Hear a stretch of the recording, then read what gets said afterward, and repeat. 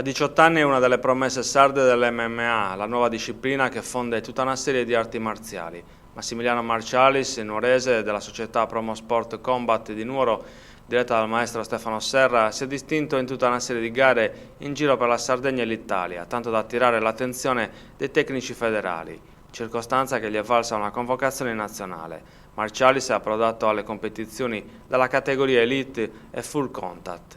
Massimiliano Marcialis, atleta della Promosport Combat, come ti sei avvicinato a questa specialità? Quante ore ti alleni? Insomma, qualcosa della tua attività?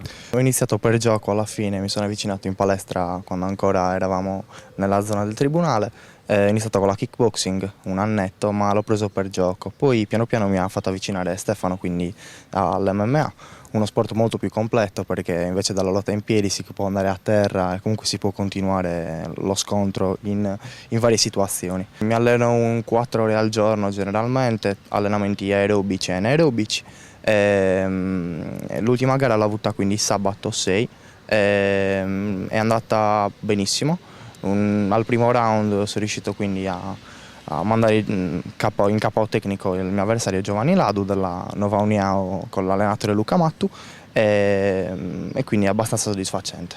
Ora avremo altre 3 gare in questi 2 mesi, una il 4 agosto a Porto Torres, una riunione pugilistica, il mio incontro sarà di contorno, e poi una l'8 settembre a Olbia e il 29 settembre sempre a Sydney contro uno spagnolo a quanto capito. Quindi speriamo di fare il meglio.